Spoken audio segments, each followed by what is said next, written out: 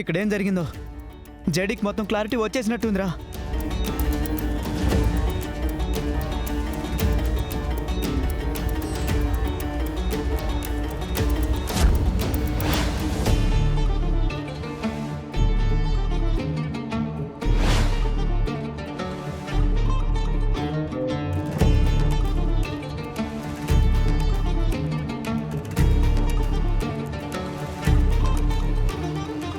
రే బావా, ఏం కనిపించట్లేదు. అటువైపు నుంచి చూద్దాం పదా. పదండి పదండి.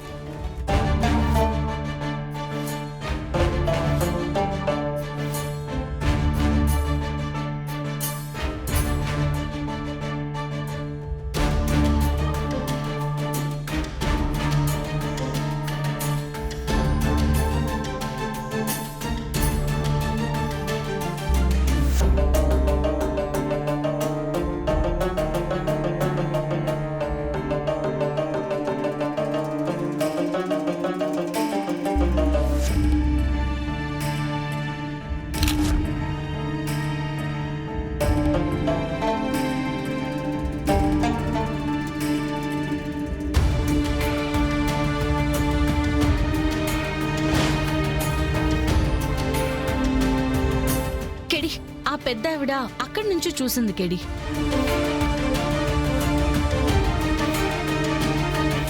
డెలివరీ బాయ్ ఆ మెయిన్ రోడ్ పక్క నుంచి చూశాడు జడి. నీ అనుమానమే నిజమైంది. ఆ యాక్సిడెంట్కి ఈ మర్డర్స్కి సంబంధం ఉంది. ఇప్పుడే రమ్యకి కాల్ చేసి సీన్ ని మళ్ళీ సెక్యూర్ చేయమని చెప్దాం. ఫోన్ ఇవ్వు.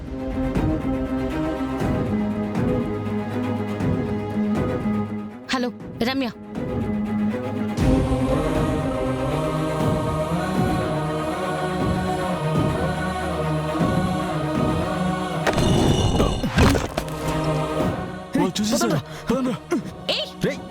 మనల్ని ఇందాక నుంచి ఎవరో వాచ్ చేస్తున్నారు. నువ్వు వెళ్ళి వాళ్ళ సంగతి చూడు. నేను రమ్య వాళ్ళకి కాల్ చేసి ఫోరెన్సిక్ వాళ్ళని రమ్మని చెప్తాను.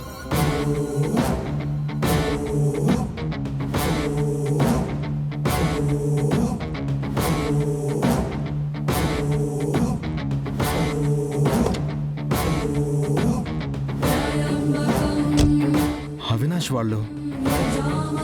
వీళ్ళు ఇక్కడికి ఎందుకు వచ్చారు?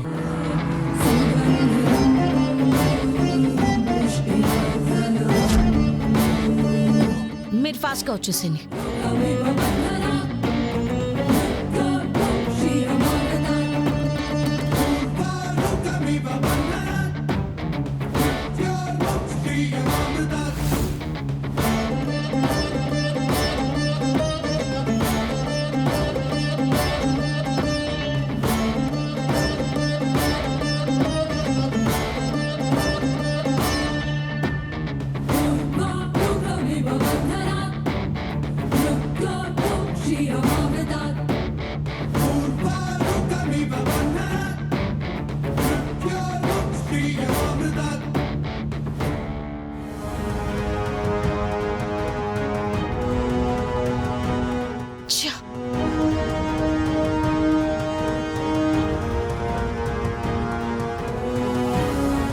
జడి, ఆ ముగ్గురు అవినాష్ వాళ్ళు జడి ఎందుకు వచ్చారో తెలీదు. దీనికోసం కేడి ఆ రోజు పోగొట్టుకున్న పర్స్ మనకి దొరికే లోపు వాళ్ళు వెతికి తీసుకెళ్లిపోదాం అనుకున్నారు.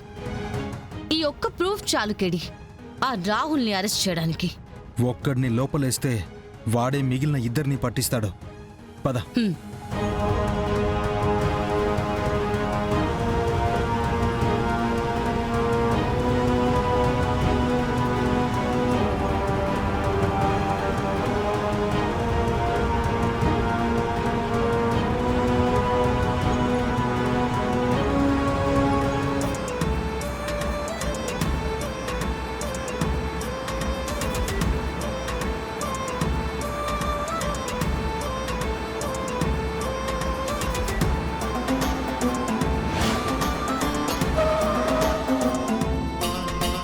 ఏమైందిరా?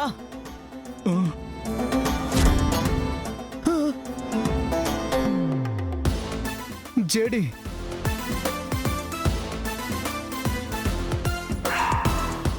మర్యాదగా కిందికి దిగండి.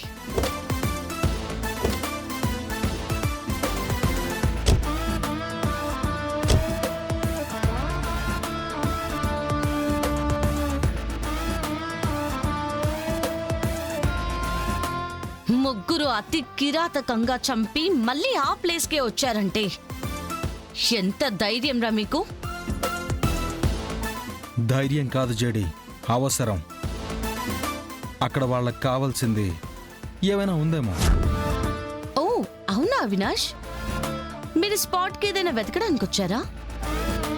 మీకు సంబంధించిన వస్తువు ఏదైనా మిస్ అయిందా? అదే ఫోన్, పర్స్ లాంటిది ఏదైనా?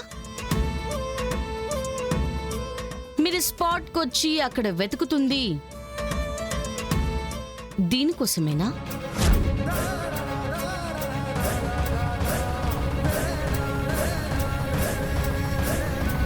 ప్రూఫ్ దొరికింది అవినాష్.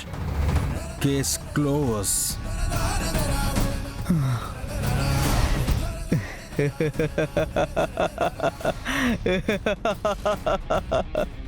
మా నాన్న ఈ కేసు నుంచి బయటపడేంత వరకు సైలెంట్గా ఉండమని రిక్వెస్ట్ చేస్తే నా వైలెన్స్ అంతా పక్కన పెట్టా. అందుకే నా మీద చెయ్యి వేశాక కూడా నువ్వింకా బ్రతికే ఉన్నావు. అయినా నువ్వే లేకపోతే ఇంకా ఈ కేసు ఎక్కడి నుంచి వస్తుంది? ఈ చిన్న లాజిక్ మా పప్పాకి ఎందుకు అర్థం కావడం లేదు, నాకు అర్థం కావట్లేదు. రేయ్, ఈ ఇద్దరిని ఫినిష్ చేద్దాం. గుర్తుపెట్టుకోండి, వీళ్ళ చావు మాత్రం వచ్చే జన్మలో కూడా భయపెట్టేలా ఉండాలి.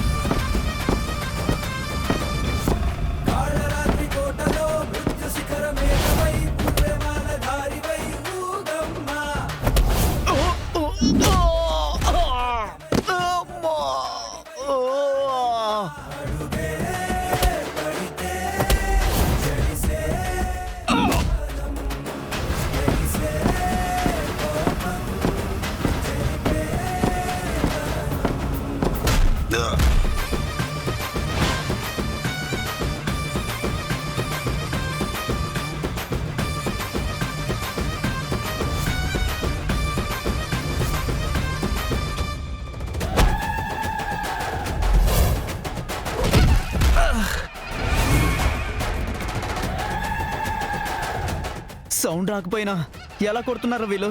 గాలిలో వచ్చే డిఫరెన్స్ని బట్టి ముందున్న మనిషి హైట్ నుంచి వెయిట్ వరకు అన్నీ చెప్పగలిగే ట్రైనింగ్ తీసుకున్నాం రా. రండి చూసుకుందాం. ఉగ్రనార